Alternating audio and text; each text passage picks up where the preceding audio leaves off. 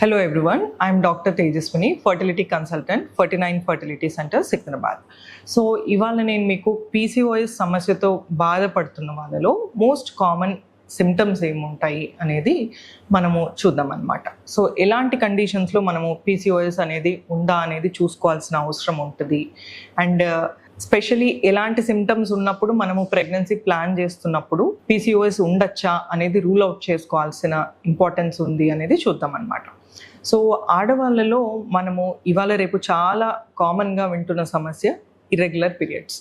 So irregular periods ఎప్పుడైతే ఉంటాయో కొంతమందిలో 1.5 month కావచ్చు, కొంతమందిలో 2 monthsకి ఒకసారి, మరికొంతమందిలో 3 months 6 monthsకి ఒకసారి కూడా పీరియడ్ అనేది రావడం జరుగుతూ ఉంటుంది అనమాట. సో ఎప్పుడైతే ఇర్రెగ్యులర్ పీరియడ్స్ ఉంటాయో వీళ్ళలో మనము PCOS అనేది ఉందా అని సస్పెక్ట్ చేయడం ఇంపార్టెంట్ అనమాట.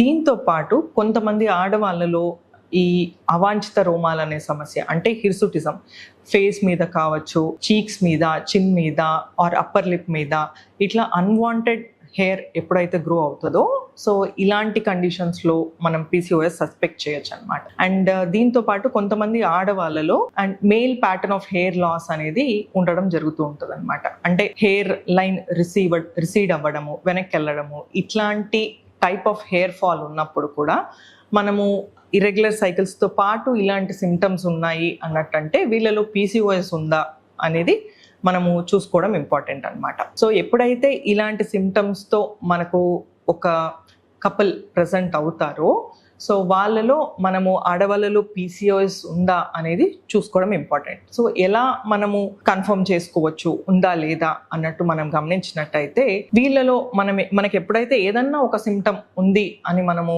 కన్ఫర్మ్ చేసుకున్నప్పుడు వీళ్ళలో స్కానింగ్ అనేది ఒకటి చేసుకోవడం ఇంపార్టెంట్ అనమాట. ఈ TVS స్కానింగ్ ద్వారా మనకు అల్ట్రాసౌండ్ క్రైటీరియా ఎప్పుడైతే PCOS ప్యాటర్న్ మనకు చూపిస్తుందో వీళ్ళలో మనము PCOS ఉంది అని చెప్పగలం అనమాట.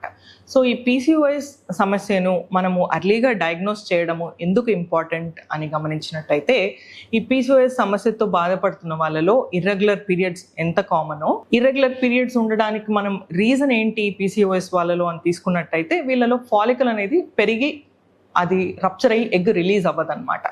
సో మనకు ప్రెగ్నెన్సీ న్యాచురల్గా రావాలన్నా లేకపోతే IUI పద్ధతి ద్వారా ట్రై చేస్తున్నప్పుడు ప్రెగ్నెన్సీ రావాలన్నా మనకు ఫాలికల్ అనేది పెరిగి అది రప్చర్ అయ్యి దాని నుంచి ఎగ్ రిలీజ్ అవ్వడం అనేది చాలా ఇంపార్టెంట్ అనమాట. సో అలాంటి కండిషన్స్లోనే మనకు న్యాచురల్గా కావచ్చు లేదంటే IUI పద్ధతి ద్వారా కావచ్చు ప్రెగ్నెన్సీ రావడానికి స్కోప్ ఉంటుంది. సో వీళ్ళలో ఇది పెరగడం రిలీజ్ అవ్వడంలో ఇబ్బంది ఉంటుంది కాబట్టి మనకు ప్రెగ్నెన్సీ రావడంలో డిఫికల్టీ ఉంటుంది అనమాట. సో PCOS సమస్య ఉంది అని మనం ఎప్పుడైతే డౌట్ పడుతున్నామో, ఎప్పుడైతే ఈ పైన చెప్పిన సిమ్టమ్స్ గమనించుకుంటున్నామో ప్రెగ్నెన్సీ ప్లాన్ చేస్తున్నప్పుడు ఒకసారి ఫర్టిలిటీ స్పెషలిస్ట్ని కన్సల్ట్ అవుతే వాళ్ళు PCOS ఉందా లేదా దాంతోపాటు సైమల్టేనియస్గా మొత్తం ఎవాల్యుయేషన్ చేసుకొని మీకు తగిన ట్రీట్మెంట్ అనేది సజెస్ట్ చేస్తారనమాట. Thank you.